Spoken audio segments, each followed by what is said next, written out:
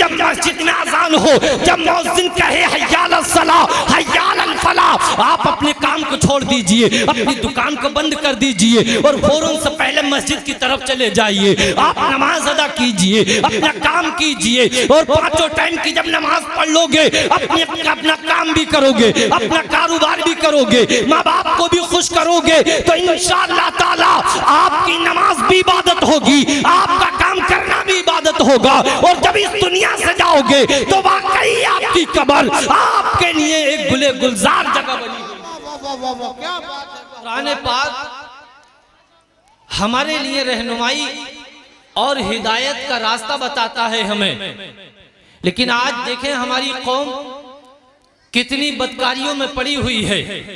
हमारी कौम देखें तो राह हिदायत से कितनी हटी हुई है।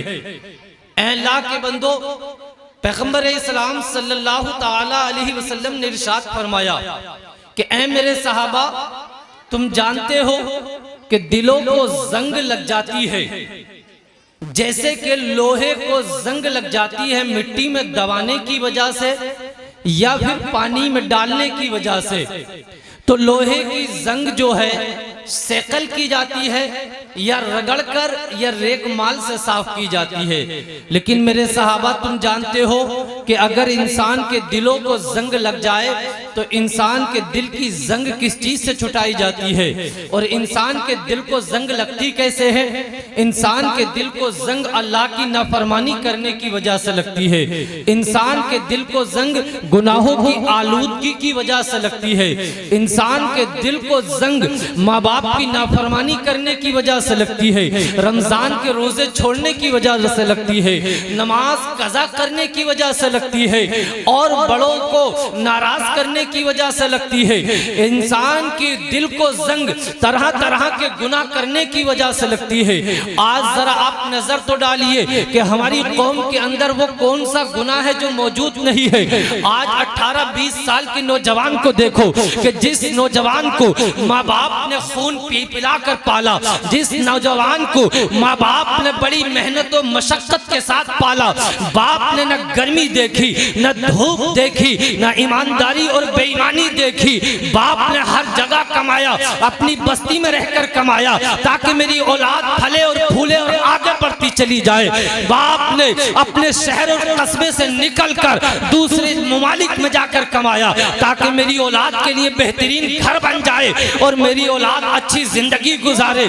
लेकिन यही औलाद जब बेटा ये 25 साल का हो जाता है, बाप इसकी शादी कर देता है, इसके लिए अच्छा कारोबार खड़ा कर देता है, तो यही बेटा है कि अपने बाप से कहता हुआ नजर आता है कि तुमने मेरे लिए किया ही क्या है, तुमने किया ही क्या है, तुमने सारी जिंदगी ऐसे ही गुजार दी है।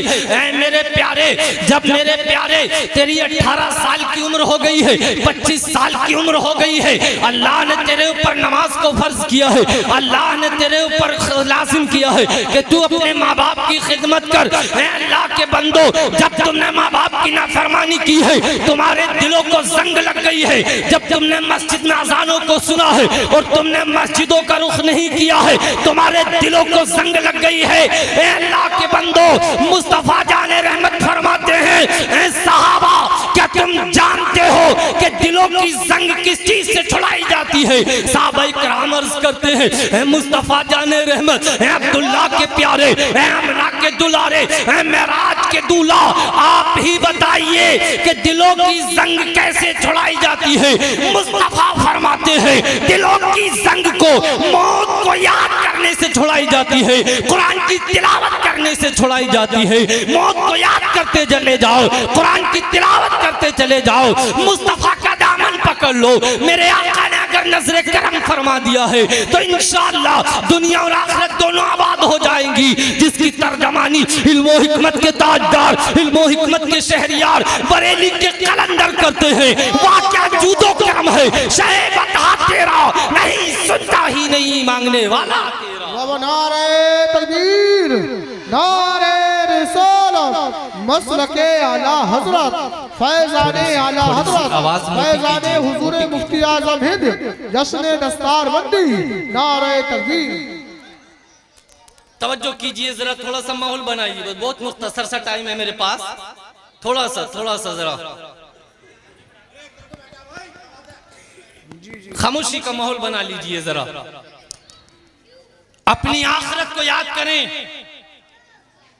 कब्र को याद करें, अपनी मौत के बाद याद करें कि मौत के बाद हमारे लिए क्या तैयारी है। आज तुम यहां से बंबई जाते हो काम करने के लिए, एक थोड़ी सी तवज्जो पूरे मजमे की, जो नौजवान खड़े हैं जरा बैठ जाइए। आप बंबई काम करने के लिए जाते हो, आप दिल्ली काम करने के लिए जाते हो, आप आंध्र प्रदेश, महाराष्ट्र, एमपी जगह जगह काम करने के लिए जाते हो, लेकिन जाने से पहले आप वहां की तैयारी करते हो नहीं कि 1 महीने 2 महीने में लौट कर आऊंगा, वहां की तैयारी करूं। मैं ये पूछना चाहता हूं, आपको उम्मीद होती है कि मैं वहां से लौट कर आ जाऊंगा, लेकिन आपको ये बताइए जब इस दुनिया से जाओगे अपनी कब्र के लिए और मौत के बाद के लिए आपने क्या तैयारी की? क्या आपकी मौत के बाद फौरन आपकी जन्नत आपका इंतजार कर रही है? जन्नत कोई आसान चीज है? आप अगर सैफनी रोड पर जाइए तो रोड पे एक प्लाट खरीदने के लिए आपको आसानी से नहीं मिलेगा। एड़ी चोटी का जोर पूरी जिंदगी लगाते हो तो एक प्लॉट नहीं खरीद पाते हो। ये दुनिया की जिंदगी है कि जिसमें आपने पूरी कोशिश की, अच्छा कारोबार किया, बहुत मेहनत की, बहुत मशक्कत की, लेकिन एक प्लॉट नहीं खरीद पाए। पूरी जिंदगी लग जाती है आपको एक अच्छा घर बनाने में। लेकिन मैं आपसे पूछना चाहता हूँ कि आपने अपनी आखिरत के लिए क्या तैयारी की है? आपने कब्र के लिए क्या तैयारी की है? ऐ अल्लाह के बंदो, ऐ मुसलमानों, कौम, मेरी कौम के लोगों, आज इस जलसे में आए हो तो अपने आप के लिए कुछ लेकर जाना है, अपने आप के लिए इसमें कुछ याद करके जाना है। अल्लाह के बंदो, याद तो करो अपनी कब्र को, याद तो करो अपनी कब्र की दहशत को, याद तो करो अपनी कब्र की तारीकी को, याद तो करो अपनी कब्र की तारीकी, मौत को याद कीजिए।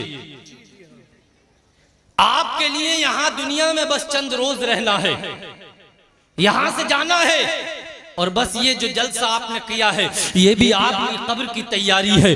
अल्लाह के बंदो, कब्र कोई तुम्हारे लिए ऐसा नहीं है कि बहुत आराम की जगह है कि आपके लिए कोई बिस्तर लगा हुआ है और जाके आप वहां आराम करेंगे, ऐसा नहीं है।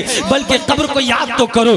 कब्र मेरे प्यारे तारीकी की जगह है, अंधेरा है वहां, वहां दहशत है, वहां होलनाकी है, वहां मेरे प्यारे कीड़े मकोड़े हैं, उसकी तैयारी करो। अब पूछोगे आप वहां की तैयारी की है? वहां की तैयारी ये कि जब मस्जिद में अज़ान हो, जब मुअज्जिन कहे हय्या अलल सलाह, हय्या अलल फलाह, आप अपने काम को छोड़ दीजिए, अपनी दुकान को बंद कर दीजिए और फौरन से पहले मस्जिद की तरफ चले जाइए। आप नमाज अदा कीजिए, अपना काम कीजिए, और 5 टाइम की जब नमाज पढ़ लोगे अपना काम भी करोगे, अपना कारोबार भी करोगे, माँ बाप को भी खुश करोगे, तो इंशाअल्लाह ताला आपकी नमाज भी इबादत होगी, आपका काम करना भी इबादत होगा। और जब इस दुनिया से जाओगे तो वाकई आपकी कब्र आपके लिए एक गुले गुलजार जगह बनी होगी। क्या बात है।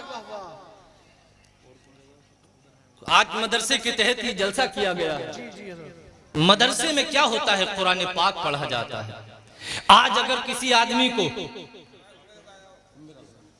जिसके दिल में कुरान पाक से मोहब्बत होती है, मदरसों से मोहब्बत होती है, इन उलमाए किराम से मोहब्बत होती है, यही तुम्हारे लिए आखिरत में बख्शिश का सामान बनेंगे, यही तुम्हारी शफात करते हुए नजर आएंगे, यही तुम्हारे लिए बख्शिश का सामान बनेंगे। तवज्जो कीजिए, हजरत अल्लामा याफी रहमतुल्लाह अलैह बयान करते हैं कि मैं मुल्क यमन किसी काम से गया। जब मैं मुल्क यमन किसी काम से गया तो मैं एक जनाजे में मैंने एक जनाजे में शिरकत की। कब्रिस्तान गया, उलमा की तवज्जो चाहूंगा जरा। मैंने एक जनाजे में शिरकत की और जब जनाजे से मैं लौट कर आ रहा था, कब्रिस्तान से निकल ही रहा था कि अचानक में एक आवाज आती है, बड़ी धमाकेदार आवाज आती है।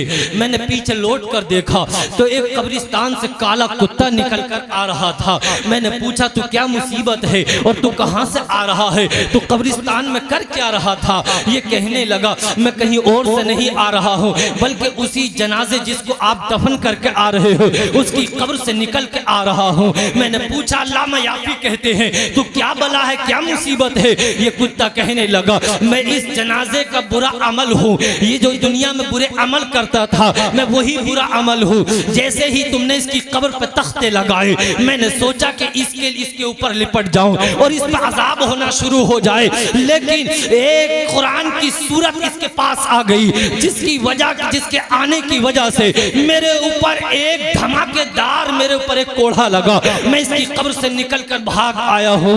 अल्लाह अकबर। अल्लामा याफी कहते हैं, वो कुरान की कौन सी सूरत थी जिसकी वजह से तुझे भागना पड़ा? वो कुत्ता कहने लगा, जिस सूरत को ये दुनिया में तिलावत करता था वो सूरत कोई और न थी बल्कि सूरह इखलास कुल हुवल्लाह शरीफ थी।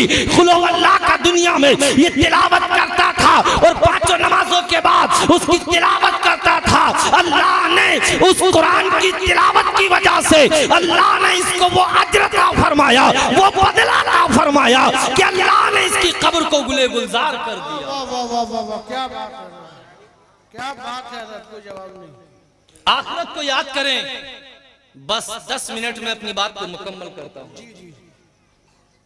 बहुत थोड़ा सा वक्त दिया था मुझे, चलिए कोई बात नहीं, अल्लाह की मर्जी। आखिरत को याद कीजिए, कब्र की तन्हाई को, कब्र की तारीकी को अपने सामने रखिए। आज तो मेरे प्यारे, इतने गुनाह होने के बाद भी न हमें मौत की फिक्र है, न हमें कब्र की फिक्र है, हिसाब देने की फिक्र ही नहीं है।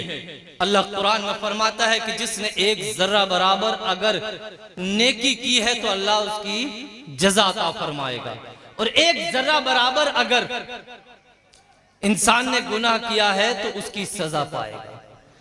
आज 5 वक्त की एक दिन में आदमी नमाज छोड़ता है, एक वक्त की नमाज छोड़ने से इंसान के जहन्नम के दरवाजे पर नाम लिख दिया जाता है।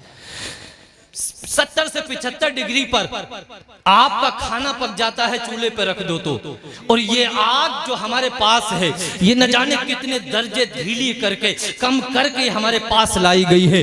अल्लाह के बंदो, जरा जहन्नम की सख्ती को तो याद करो, जहन्नम की आग को तो याद करो। मेरे प्यारे, जब बेनमाजी को जहन्नम में डाला जाएगा, जब बेनमाजी को उसकी कब्र में दाखिल किया जाएगा, तो बेनमाजी पर कब्र इतनी सख्त हो जाएगी कि मेरे प्यारे दाई पसली बाई में और बाई पसली दाई में पैवस्त हो जाएगी।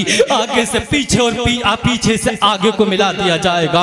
बेनमाजी का हिसाब सख्ती से लिया जाएगा। अल्लाह के बंदो, आज गवर्नमेंट ने थोड़ा सा कानून क्या पास किया है, लेकिन हम हिल गए हैं, हम परेशान हो गए हैं। मस्जिदों की हिफाजत कैसे की जाए, मदरसों की हिफाजत कैसे की जाए। निजामुद्दीन रामपुरी आज तुम्हारे सागरपुर के इस जलसे में ऐलान करता है, कोई दुनिया की कोई सी भी पार्टी, कोई सी हुकूमत कानून पास करती रहे, लेकिन हमारे लिए अगर कोई कानून रहनुमा है तो वो हमारा कुरान है, अल्लाह का दिया हुआ अहकाम है, जो हमारे नबी ने हमें अहकाम ला कर दिए हैं, हमारे नबी ने जो हमारी रहनुमाई की है। मेरे प्यारे, अल्लाह ने हमारे ऊपर 5 वक्त की नमाज फर्ज की है। अजानों को सुनो, मस्जिदों को अपने सिजदों से आबाद कर दो, अल्लाह तुम्हारे सिजदों को कबूल फरमाएगा, तुम्हारी मस्जिदों को भी आबाद फरमा देगा, तुम्हारी कब्रों को भी आबाद फरमा देगा। नारे तकबीर, नारे रिसालत, मसलके आला हजरत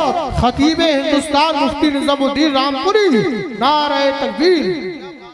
अब मेरे प्यारे, जरा मैं आपको याद दिला रहा था कि आज इस जलसे में आए हो तो मेरे प्यारे अपने आप को संभाल लेना है। आज अपनी जिंदगी का अंदाज बदलना है। आज उलमा के बयान को सुनने के बाद अपने तरीके को बदल लेना है। आज तक बहुत गुनाह हो गए, आज तक बहुत अल्लाह को नाराज कर दिया, रसूलुल्लाह को बड़ी तकलीफ पहुंचाई है। मेरे आका ने फरमाया है, ए मेरे उम्मतियों, नमाज मेरी आंखों की ठंडक है, जो नमाज नहीं पढ़ता है मुझे तकलीफ पहुंचाता है। अल्लाह ने तुम्हारे ऊपर नमाज को फर्ज की है, अल्लाह तुमसे नाराज हो जाता है। जरा याद तो करो, सुबह से शाम तक 1000 रुपए कमाते हो, लेकिन अल्लाह को नाखुश करते हो, रसूलुल्लाह को नाखुश करते हो। अल्लाह के बंदो, अगर इसी हालत में तुम्हें मौत आ गई तो तुम्हारा बनेगा क्या, तुम्हारा होगा क्या? याद तो करो उस बादशाह को जिसकी 1000 साल की उम्र हुई थी, लेकिन जिस दिन मौत आई थी घुटनों के बल जमीन पर गिर गया था और कहने लगा था, मुझे पता नहीं है कि इस जिंदगी का अंजाम अंजाम ये है। अल्लाह के बंदो याद तो करो, आज तो तेरे मेरे साथ धोखे किए जा रहे हो। जिसका ले लिया उसका देने का नाम नहीं है। कभी किसी के साथ धोखा दिया, कभी किसी की बेईमानी की, कभी कहीं झूठा झूठ बोला, किसी को धोखा दिया। मेरे प्यारे ये सब तुम्हारा हिसाब देना होगा। एक शख्स का इंतकाल हो जाता है, हुजूर का जमाना है, कुछ सहाबाए किराम मेरे आका की बारगाह में आते हैं। मेरे आका मस्जिद नबी में बैठे हुए हैं। सहाबाए किराम अर्ज करते हैं, ए मुस्तफ़ा जाने रहमत, एक शख्स का इंतकाल हो गया है, आप उसकी नमाज़े जनाजा पढ़ा दीजिए। मेरे आका नजर को उठाते हैं, निगाहे नबुव्वत को उठाते हैं और फरमाते हैं, सहाबा मैं इसकी नमाज़े जनाजा नहीं पढ़ाऊंगा। सहाबाए किराम अर्ज करते हैं, हुजूर ऐसा क्यों? मेरे आका फरमाते हैं, इस पर 4 दिनार का कर्ज है, जब तक इसका कर्ज अदा ना होगा मैं इसकी नमाज़े जनाजा नहीं पढ़ाऊंगा। अल्लाहु अकबर। इतना कहना था मेरे आका का कि हजरत जिब्रील मेरे आका की बारगाह में हाजिर खिदमत हो गए। अर्ज करते हैं, मुस्तफ़ा जाने रहमत, ए अब्दुल्लाह के प्यारे, ए अमना के दुलारे, ए मेराज के दूल्हा, ए गुनाहगारों की शफाअत करने वाले आका, ए गुनाहगारों की शफाअत करने वाले आका, लंबे लंबे हाथों से देने वाले आका, गुनाहगारों पे शफकत करने वाले आका, ए आका उम्मत की रहनुमाई करने वाले आका, शम्सुद्दुहा बदरुद्दुजा आका, ए प्यारे आका, आपका जो ये उम्मती है, सबसे पहले तो अल्लाह ने आपके लिए सलाम भेजा है। और दूसरी बात ये है, आपका जो उम्मती है जिसका इंतकाल हो गया है, अल्लाह ने इसकी भी बख्शिश फरमा दी है। और जो जो इसकी नमाज़े जनाजा पढ़ेगा, अल्लाह ने उनकी भी बख्शिश फरमा दी है। सुभान अल्लाह कहिए जरा, सुभान अल्लाह कहिए। मेरे आका फरमाते हैं, जिब्रील ऐसा क्यों? इसने ऐसा कौन सा काम किया है? हजरत जिब्रील अर्ज करते हैं, आका ये जब दुनिया में था, जब ये जिंदा था, जब इसकी सांसें चल रही थी, तो ये कुरान की एक सूरत की तिलावत करता था। और कुरान की वो सूरत सूरत इखलास है, जिसे हम और आप कुल हुवल्लाह शरीफ कहते हैं, ये उसको पढ़ा करता था। और कुल हुवल्लाह शरीफ में अल्लाह की वहदानियत का जिक्र है, अल्लाह की यकताई का जिक्र है, अल्लाह के एक होने का जिक्र है, अल्लाह की हम्द है, अल्लाह की सना है। और अल्लाह को अपनी यकताई पसंद है, अल्लाह को अपनी वहदानियत पसंद है। इसलिए अल्लाह को इतना पसंद आया कि अल्लाह ने इसे ये मर्तबा दिया कि अल्लाह ने इसकी कब्र में जाने से पहले इसकी बख्शिश फरमा दी है। और जो जो नमाज़े जनाजा पढ़ेगा उसकी भी बख्शिश फरमा दी है। तभी तो मेरे प्यारे आला हजरत इमाम अहमद रजा खान फाजिल बरेलवी, बरेली के कलंदर कहते हैं, इल्मो हिकमत के ताजदार कहते हैं, इल्मो हिकमत के शहरियार कहते हैं, मेरे करीम से कर कतरा किसी न मांगा, दरिया बहा दिए हैं, दुर्गे बहा दिए हैं। और इल्मो हिकमत के ताजदार आगे बढ़ते हैं और कहने लगते हैं, जब आ गई है जोश रहमत पे उनकी आंखें जलते बुझा दिए हैं, रोते हंसा दिए हैं। और आगे बढ़ते हैं और कहते हैं, मैं और कहते हैं और कहते हैं, गमज़दों को रज़ा मुज़्दा दीजिए के है बेबसों का सहारा हमारा। मेरे प्यारे हजरत जिब्रील अर्ज करते हैं, आका और भी आपकी उम्मत के लिए अल्लाह ने पैगाम भेजे। कौन से पैगाम है? हजरत जिब्रील अर्ज करते हैं, आका एक पैगाम ये है कि आपका जो उम्मती भी इस सूरत को, कौन सी सूरत को?